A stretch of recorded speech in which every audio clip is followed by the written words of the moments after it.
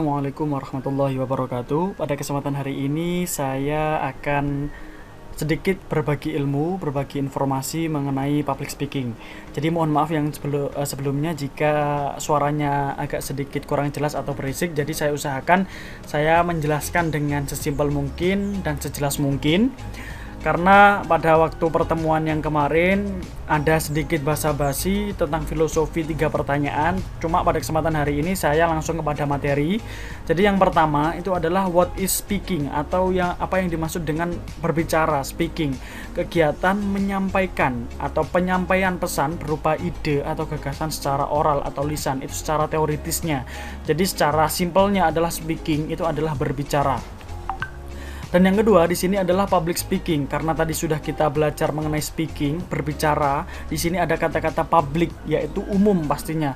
Bentuk komunikasi di mana seseorang atau seorang pembicara menghadapi pendengar dalam jumlah yang relatif besar dan pembicaraan yang relatif kontinu.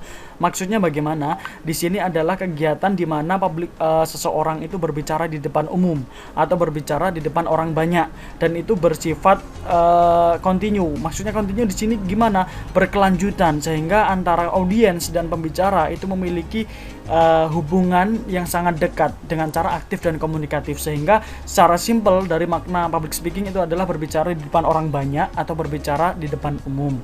Selanjutnya di sini ada tujuan public speaking. Semua kegiatan pasti memiliki sebuah tujuan. Di antaranya adalah menyampaikan informasi kepada audiens. Betul sekali, bahwasanya di sini pasti tujuan dari sebuah public speaking, komunikasi terhadap orang itu pasti untuk menyampaikan sebuah ide, gagasan atau informasi. Itu yang paling utama. Dan yang kedua ada menghibur audiens. Di sini ada menghibur audiens to entertain. Maksudnya bagaimana? Mereka selaku public speaker itu berusaha untuk menghibur. Contohnya apa? Stand up comedy. Pasti di situ ada nilai di mana seseorang itu harus bisa membawa audiens itu tertawa. Nah, salah satu contohnya itu adalah untuk menghibur juga. Yang ketiga adalah untuk mempengaruhi audiens atau to persuade. Maksudnya bagaimana? Di sini selain orang tersebut membawakan informasi atau ide, gagasan, orang tersebut juga terkadang memiliki tujuan untuk mempengaruhi. Salah satu contohnya ketika kita mendengarkan kampanye. Di situ selain mereka menyampaikan visi dan program mereka selaku pemilihan, selaku calon kandidat umpamanya seperti itu, maka mereka juga berusaha untuk mempengaruhi kita supaya mereka itu mengajak untuk memilih kita, memilih calonnya. Nah, maka dari itu salah satu tujuan dari public speaking. Jadi menyampaikan informasi, menghibur audiens dan mempengaruhi audiens. Selanjutnya ada manfaat public speaking. Semua kegiatan pasti ada manfaatnya juga. Yang pertama adalah mengurangi ketidaktahuan. Maksudnya bagaimana? Karena kita berbagi informasi, menyampaikan informasi, otomatis kita juga harus mengetahui sesuatu, harus mengetahui informasi juga. Sehingga untuk mengurangi ketidaktahuan kita harus mendengarkan atau mencari tahu informasi yang ada. Maka disinilah yang dibutuhkan ketika menjadi audiens, pasti akan mendapatkan informasi yang lebih dari public speaker itu sendiri. Yang kedua ada mengurangi tekanan. Maksudnya bagaimana? Karena di sini ada masalah yang biasa terjadi di dalam public speaking, yaitu nervous atau deg-degan. Nah, kalau seumumnya kita terus berusaha untuk menjadi public speaker yang profesional, kita harus selalu berlatih. Dan disitulah pasti akan tekanan demi tekanan itu pasti akan berkurang karena kita sering latihan. Dan yang ketiga ada memperbaiki hubungan. Memperbaiki hubungan maksudnya bagaimana? Hubungan antara audiens dan speaker atau pembicara itu harus dilakukan secara aktif dan komunikatif, kecuali dalam event-event tertentu. Contoh khotbah Jumat, kita tidak bisa membuat khotbah Jumat itu komunikatif dalam arti saling ada canda, pertanyaan, itu tidak boleh, karena itu memang salah satu rukun dari khotbah Jumat atau sholat Jumat itu sendiri. Selanjutnya ada memahami permasalahan. Ketika kita mau berbicara sesuatu, contoh kita dalam bermusyawarah, otomatis kita harus memahami sebuah permasalahan atau memahami sebuah informasi tersebut. Informasi apa yang akan kita bawakan nanti? Informasi apa yang akan kita selesaikan nanti? Seperti manfaat yang selanjutnya yaitu menyelesaikan masalah. Ketika kita sudah berargumen, memiliki sebuah pendapat, ide, gagasan, bermusyawarah menyelesaikan masalah, otomatis kita harus mencapai mufakat. Nah, disitulah salah satu manfaat dari public speaking. Selanjutnya, the fact is everybody is born as speaker. Di sini maksudnya adalah setiap orang itu dilahirkan sebagai speaker atau pembicara. Jadi semua orang itu memiliki hak dan kebebasan untuk berpendapat, memiliki ide atau gagasan. Sehingga semua orang itu pasti memiliki sebuah keinginan untuk menyampaikan informasi atau gagasannya. Cuma yang terkadang yang menjadi kendala adalah ketidakberaniannya, ketidakpedeannya. Maka yang dipupuk itu ada dua, keberanian dan kebiasaan. Dua hal ini adalah modal dan pondasi utama dari public speaking. Ada anggapan bahwa kesuksesan seseorang dalam beretorika hanya karena dia telah memiliki bakat. Tidak semuanya. Jadi kesuksesan itu bukan tergantung pada bakat seseorang. Seperti ada kata-kata seperti ini, nasib itu tidak tergantung pada nasab. Maka kita harus saling mempelajari diri kita sendiri, muhasabah diri sendiri. Maksudnya bagaimana? Ketika kita memiliki anggapan bahwasanya bakat itulah yang menjadikan kesuksesan, belum tentu. Justru yang akan membawakan kesuksesan itu adalah apa? Satu, keberanian, dan yang kedua adalah kebiasaan untuk selalu praktek. Nah, kebiasaan itu bisa diartikan juga keistiqomahan. Percuma kita seumpamanya punya bakat tapi tidak berani, maka hal itu tidak akan terekspos juga. Maka bakat tersebut akan terpendam terus, sehingga kita tidak bisa mengevaluasi dan menggunakan bakat kita juga. Nah, kalau seumpamanya orang tersebut punya keberanian tetapi tidak memiliki bakat, justru itulah yang lebih mudah. Karena apa? Bakat akan muncul ketika kita sering berani dan sering ada praktek dan kebiasaan. Maka lebih baik itu kalian memiliki keberanian terlebih dahulu baru memoles bakat, daripada kalian memiliki bakat tapi tidak memiliki keberanian. Nah, seperti itu. Selanjutnya, namun tidak selamanya bakat menjadi faktor penentu kesuksesan seseorang dalam bidang retorika. Nah, maka dalam proses belajar, terkadang orang tersebut itu merasa tidak bisa bertahan karena dalam proses belajar tersebut. Sehingga kita harus sering berlatih, harus tetap bertahan dalam proses belajar tersebut. Hal yang membentuk seseorang menjadi pembicara yang efektif, speaker yang profesional, itu harus mengalami beberapa tahap. Yang pertama ada proses belajar dan berlatih. Disinilah terkadang orang-orang itu gagal dalam proses karena dia tidak merasa enjoy dalam prosesnya, dalam proses belajar dan berlatih. Ketika mereka gagal, ya udah stop. Itulah justru awal kegagalan yang sebenarnya. Karena kita itu harus selalu berusaha, terbentur dan terbentuk. Tidak mungkin kita membangun sebuah rumah itu tidak membutuhkan proses waktu. Pasti ada kapan waktunya kita membangun fondasi, kita akan membangun temboknya, kita akan memasang gentengnya, ngecat dan lain sebagainya. Otomatis semuanya butuh proses dan waktu. Sehingga kalau seumpamanya kita bisa bertahan dan sabar dalam menghadapi proses belajar kita, semuanya pasti akan baik-baik saja dan justru akan lebih baik daripada sebelumnya. Yang kedua, ada lingkungan yang kondusif. Maksudnya bagaimana? Lingkungan yang kondusif itu juga akan mempengaruhi. Ketika kita bergaul kepada orang yang suka menulis atau penulis, maka kita juga nanti akan kecenderungan kepada dunia tulisan. Nah, beda lagi kalau seumpamanya kita sering berlatih dan berkumpul kepada orang-orang yang terbiasa untuk berbicara, maka kita juga akan terbangunlah di situ bakat kita di bidang bicara. Dan yang ketiga adalah pasti ada kemampuan atau bakat. Kemampuan atau bakat ini maka beruntunglah bagi orang-orang yang sudah memiliki kemampuan di bidang beretorika atau berbicara di depan umum. Sehingga mereka tinggal memoles saja, membangun saja, mengembangkan saja. Sehingga hal inilah yang perlu digarisbawahi, maka teman-teman itu harus memiliki sebuah keberanian dan terus kebiasaan untuk berpraktek. Cara atau kiat khas public speakers yaitu persiapan matang untuk materi pesan maupun psikologis. Betul sekali. Ketika kita menjadi seseorang yang akan memberikan sebuah pembicaraan atau mengutarakan pendapat di depan umum, maka kita harus mempersiapkan semuanya matang. Baik itu dari pesannya atau isinya, yang kedua selaku psikologisnya. Psikologisnya maksudnya bagaimana? Terkadang kita mau mengalami nervous atau cemas. Nah, maka dari itu kita harus mempersiapkan semuanya. Dengan cara apa? Nanti kita akan bahas di belakang. Ketahui dengan baik siapakah calon khalayak Anda, siapa audiens Anda, siapa sasaran Anda. Ketika Anda berbicara terhadap orang yang awam terhadap agama, maka dari itu Anda harus menggunakan kata-kata yang sederhana. Jangan menggunakan kata-kata yang akademik. Maka pesan itu tidak akan tersampaikan kepada khalayak Anda. Maka itu sangat penting juga. Yang ketiga adalah berpikirlah bahwa Anda menguasai semua pesan yang akan disampaikan. Ketika Anda mau berbicara dan menyampaikan informasi kepada orang lain, maka pastikan diri Anda itu sudah menguasai materi apa yang akan Anda sampaikan. Yang selanjutnya ada bersikap optimis bahwa ketika Anda diminta berbicara, maka Andalah satu-satunya orang yang menguasai masalah termaksud atau tersebut. Jadi, membangun keyakinan itu lebih baik, ya. Karena apa? Membangun keyakinan, keoptimisan itu sangat dianjurkan. Karena semuanya berawal dari pola pikir kita. Kalau seumpamanya pola pikir kita untuk berpikir sukses saja sudah tidak bisa, bagaimana dengan realitanya? Nah, maka kita harus membangun sikap keyakinan atau sikap optimis kita. Walaupun nanti realitanya kita gagal, setidaknya di pola pikir kita sudah ada kesuksesan. Di tahap berpikir saja kita sudah sukses.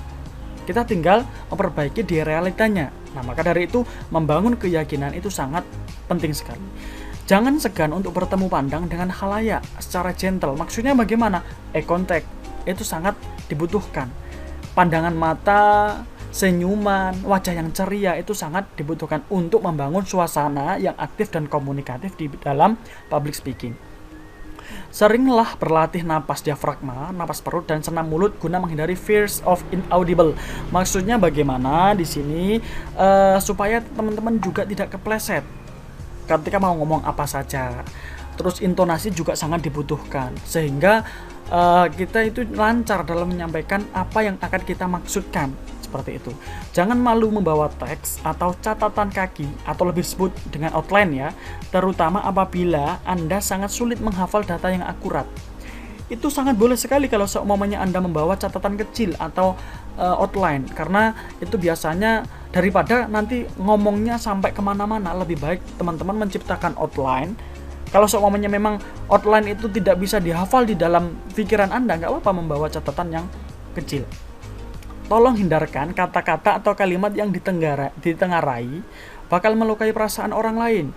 Contoh, ketika di dalam musyawarah kita tidak setuju terhadap seseorang yang mengutarakan pendapatnya dan memang pendapatnya itu kurang baik, tapi kita tidak boleh langsung menjudge dia bahwa pendapat kamu itu salah. Kita harus menggunakan etika dan cara guna menyikapi orang tersebut dengan cara menolak secara halus dan mengapresiasi pendapatnya. Bangkitkan semangat khalayak dengan cara meninggikan intonasi di akhir kalimat, cheer up. Maksudnya bagaimana? Contoh seperti ini. Assalamualaikum warahmatullahi wabarakatuh. Kembali lagi bersama saya, Muhammad Farhi Faisal Hakim, dalam acara Festival Sholawat se-Jawa Timur. Otomatis, dari kata-kata atau intonasi tersebut, applause akan datang sendirinya. Karena apa? Kita menggunakan intonasi yang beraneka ragam, dan saya menggunakan kata-kata se-Jawa Timurnya itu intonasinya tinggi untuk menarik applause atau atensi dari audiens. Mohon maaf, ada sedikit suara. Maka intonasi itu juga sangat penting sekali. Selanjutnya ada, tolong hindarkan mengenakan busana atau aksesoris yang bakal mengganggu penampilan Anda. Maka busana itu juga sangat perlu sekali. Karena apa? Karena kita ketika berbicara di depan umum, kita harus menyesuaikan acara apa yang akan kita bawa. Contoh, acara Maulid Nabi, kita menggunakan pakaian show seperti model Halloween dan lain sebagainya, itu tidak sesuai, maka harus disesuaikan karena kita menjadi pusat perhatian di atas panggung seperti itu. Selanjutnya, Anda perhatikan baik-baik soal waktu. Hindarkan keterlambatan karena Anda atau terlalu lama dalam menyampaikan pesan.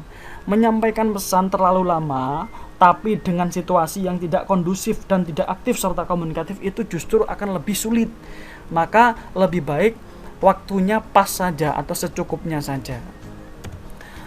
Penyakit utama ketika akan berbicara di depan umum atau di depan publik adalah kecemasan atau nervous. Ini adalah hal yang umum terjadi oleh public speaker.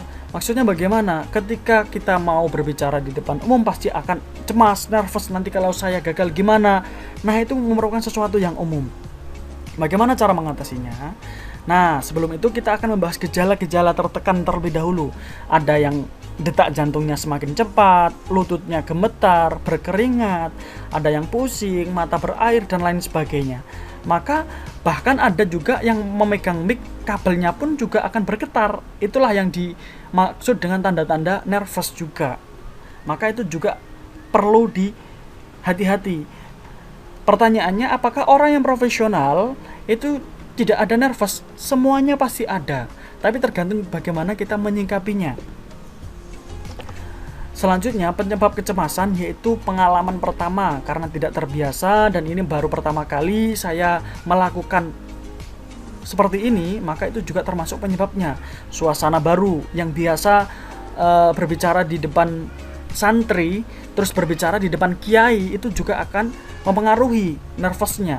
Merasa menjadi pusat perhatian. Otomatis ketika kita sudah berani berada di panggung, kalian harus berani untuk diperhatikan karena kalianlah yang satu-satunya pembawa acara tersebut. Maka harus siap untuk diperhatikan. Dan yang kedua dan selanjutnya ada merasa berbeda. Karena menjadi pusat perhatian, kita harus tahu bagaimana kita itu diposisikan. Kalau semuanya kita merasa berbeda, merasa minder, otomatis kita tidak bisa mengurangi rasa nervous kita. Itu akan berbahaya bagi kita semuanya. Dan selanjutnya ada trauma masa lalu. Karena di masa lalu ada kegagalan demi kegagalan, maka hal itu membuat kita trauma. Sehingga menurut saya trauma itu boleh, kegagalan itu boleh, tapi harus coba lagi. Sampai kapan? Ya sampai berhasil. Di situ. Tidak siap tampil ini mungkin biasanya terjadi di situasi yang mendadak, ditunjuk dengan mendadak, maka harus disiapkan sebaik mungkin. Kalau menurut saya teman-teman harus punya pegangan, pedoman apa yang biasa dipakai. Contoh mukodimah atau opening yang biasa dipakai ini, itulah yang harus dihafalkan. Selanjutnya bagaimana cara mengatasinya? Oke, ini adalah solusinya. Yang pertama adalah mempersiapkan dan melakukan latihan. Kembali lagi kepada praktek, kembali lagi kepada kebiasaan. Selanjutnya ada mencari pengalaman. Mencari pengalaman itu juga termasuk kelanjutan dari praktek. Ketika teman-teman berusaha praktek di sini gagal, di sini gagal, di sini gagal, disitulah teman-teman memiliki kesempatan untuk memperoleh pelajaran baru dan bisa mengevaluasi diri. Melakukan kegiatan fisik. Contohnya adalah senam wajah, A, I, U, E, O. Supaya apa? Supaya otot-otot kita di wajah itu juga lemas dan lebih luas seperti itu. Menganggap demam panggung adalah hal yang wajar. Supaya apa?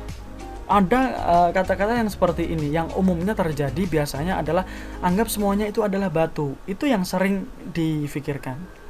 Nah, maka dari itu selain secara teoritis ini, saya akan juga berbagi pengalaman mengenai secara pengalaman juga. Maksudnya bagaimana? Ketika saya nervous, saya biasanya itu pasti kalau secara Islam baca sholawat. Nah, baca ya ayat-ayat seperti itulah. Terus yang kedua, saya usahakan untuk senyum. Maksudnya apa? Ketika saya senyum, saya paksakan senyum, seolah-olah setidaknya dari wajah saya sudah tergambarkan keceriaan. Kalau seumpamanya saya nervous, tidak senyum, otomatis orang-orang justru nanti akan menjudge saya. Nah, karena audiens itu mudah sekali menjudge seseorang ini nervous atau tidak. Kalau seumpamanya kita sudah awal kita senyum, otomatis nanti akan terbawa suasana dengan rileks. Seperti itu. Bagaimana cara meraih rasa percaya diri atau confidence?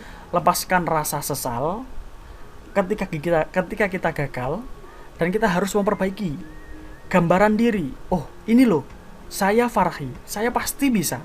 Bangun keyakinan. Dan yang ketiga, jangan takut gagal. Karena kegagalan itu justru sebuah ketakutan. Maksudnya bagaimana? Tidak justru rasa takut itulah yang akan membuat kita sulit. Bukan kesulitan yang akan membuat kita takut. Maka ketakutan justru yang akan membuat kita sulit. Ketakutan itu bukan untuk dinikmati, tetapi untuk dihadapi. Selanjutnya ada penampilan kembali lagi kepada eventnya apa, tergantung pada situasi dan kondisi. Mengingat semua sukses masa lalu. Oh, saya kemarin sudah bisa sukses membawa acara di ini. Kemarin saya sudah berprestasi di sini. Ingat dan yakin tentang keberhasilan di masa lalu, sehingga itu cukup membuat rasa percaya diri. Dan yang paling ampuh adalah kalian terus berpraktek. Hal yang perlu diperhatikan saat public speaking yang pertama adalah variasi suara atau disebut dengan intonasi. Sehingga intonasi A dengan intonasi B itu terkadang memiliki makna yang berbeda. Contoh, Assalamualaikum warahmatullahi wabarakatuh. Itu merupakan biasanya formal, MC formal. Kecuali Assalamualaikum warahmatullahi wabarakatuh, itu beda lagi, itu non formal. Ekspresi wajah, kita harus memberikan ekspresi yang ceria, ekspresi yang senyum, supaya apa, audiens itu tidak tegang juga, sehingga nyaman terhadap kita sendiri. Dan yang ketiga adalah bahasa tubuh atau gesture. Kita boleh berjalan ke kanan, ke kiri, ke depan, ke belakang, tapi secukupnya. Kita tidak boleh over. Kita harus menggunakan tangan juga untuk membawakan sebuah materi, menyampaikan informasi, untuk mempertegas makna yang ada. Variasi suara, volume dan kekerasan suara. Tadi sudah saya contohkan mengenai salam antara MC formal dan non formal. Itu akan menentukan tentang komunikatif hendaknya dengan audiens dan menentukan event apa yang akan kita bawakan. Nah, seperti itu. Jangan berbicara dengan nada datar. Karena apa? Ketika Anda menggunakan nada yang datar, otomatis teman-teman pasti akan mengalami situasi yang monoton, sehingga audiens hanya mengantuk, fokus di HP dan lain sebagainya. Maka jangan menggunakan nada yang datar. Aturlah sesuai kebutuhan. Pasti. Jadi kalau seumpamanya mau mengatakan A, makna yang ini harus menggunakan intonasi yang ini. Begitupun dengan yang B, seperti itu. Bicara cepat biasanya menunjukkan antusiasme dan urgensi. Contoh, ketika kita orasi. Di Indonesia banyak sekali hal-hal yang sangat berbahaya. Contohnya adalah kriminalitas. Berbagai jenis kriminalitas terjadi di dalam Indonesia. Nah, itu contohnya adalah menunjukkan bahwasanya pentingnya data tersebut. Nah, oke. Bicara lambat memberikan penekanan. Contoh seperti ini. Di era modern, banyak sekali orang-orang yang tidak berpendidikan. Kata-kata banyak sekali saya gunakan dengan lambat dan adanya tekanan. Karena itu menunjukkan bahwasanya saya ingin menunjukkan di era modern ini ternyata banyak gitu loh jumlahnya. Nah, seperti itu. Selanjutnya ada memberikan jeda dalam memberi penekanan. Ketenangan dan spasi itu juga dibutuhkan. Karena apa? Ketika kita terus menggebu-gebu dengan semangat yang membara, itu justru nanti akan membuat audiens itu memang di satu sisi akan membuat semangat, tapi di satu sisi nanti akan tidak jelas. Contohnya seperti ini. Assalamualaikum warahmatullahi wabarakatuh. Kembali lagi bersama saya Muhammad Farhi Faisal Hakim dalam acara Festival Sholawat se-Jawa Timur. Itu terlalu cepat dan terlalu menggebu-gebu. Lancar boleh lancar, tetapi harus diperhatikan spasinya. Assalamualaikum warahmatullahi wabarakatuh. Kembali lagi bersama saya Muhammad Farhi Faisal Hakim dalam acara yang sangat luar biasa, acara Festival Sholawat se-Jawa Timur.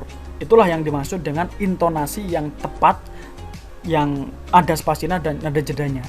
Di sini saya juga masih belajar dan saya yakin semuanya pasti memiliki karakteristik dan pembawaan yang berbeda-beda.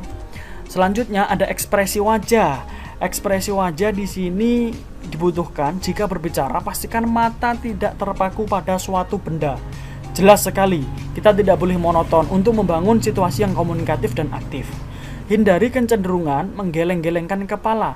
Biasanya kalau seumpamanya kita lupa teks, otomatis kita memikirkan dengan mata ke atas dan menggelengkan kepala ke kanan atau ke kiri. Nah, itu diusahakan dihindarkan. Maka dari itu public speaker diusahakan untuk memiliki pola pikir yang cepat, berpikir cepat. Nah, biasakan tersenyum. Kalau tidak bisa terbiasa, maka paksakan tersenyum. Bahasa tubuh atau gesture dalam suasana formal, berdiri selalu lebih baik daripada duduk. Maka dari itu, berdiri itu lebih diutamakan. Seperti itu. Gunakan tangan untuk memegang alat bantu. Ketika kita ingin menjelaskan sesuatu, maka kita harus menggunakan tangan juga untuk menekankan makna apa yang akan kita jelaskan. Berjalan mondar-mandir tidak dianjurkan.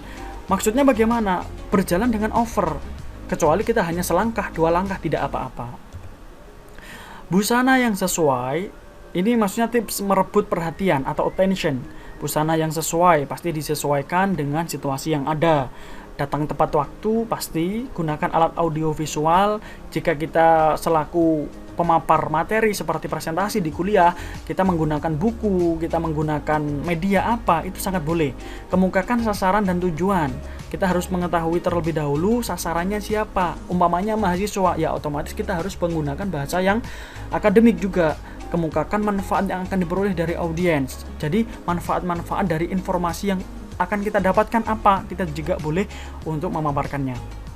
Selain itu, tips merebut perhatian atau membangun situasi yang komunikatif dan aktif bagaimana? Ciptakan sesuatu yang unik. Nah, contohnya apa? Tidak harus lucu, tapi biar teman-teman atau audiens itu bisa terpusat kepada kita. Nah, contoh pertanyaan seperti ini. Bagaimana, bagusan mana antara laki-laki dan perempuan? Nah, ada yang jawab laki-laki, ada yang jawab perempuan. Kita jelaskan. Kalau perempuan, itu seumpamanya di kamar sendirian, yang suka mengintip siapa? Pasti laki-laki. Kalau sebaliknya, laki-laki yang ada di kamar, yang suka mengintip siapa? Tidak ada yang mengintip. Karena apa? Perempuan itu jarang. Yang suka mengintip adalah itu adalah laki-laki, dan yang suka diintip biasanya perempuan. Dan memperhatikan dan diperhatikan. Maka dari itu, begitu juga dengan public speaker.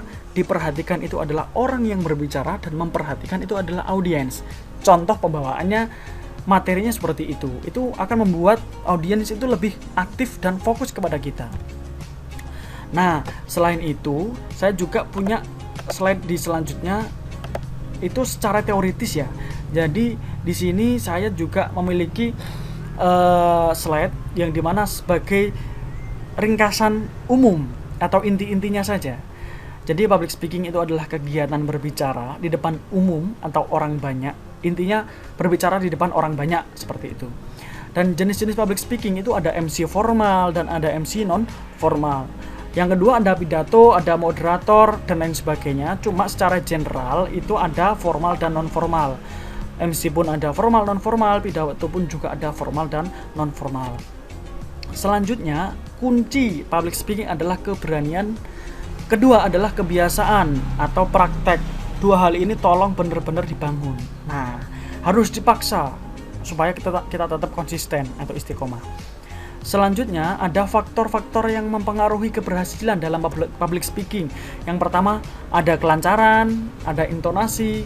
Kembali lagi ke intonasi, bahwasanya intonasi itu juga akan mempengaruhi tentang komunikatif hendaknya ketika kita membawakan sebuah materi. Gesture atau body movement atau gaya tubuh, gerak tubuh itu sangat berpengaruh juga. Pola pikir, maka public speaker itu harus betul-betul memiliki pikiran yang cepat, apalagi MC non-formal.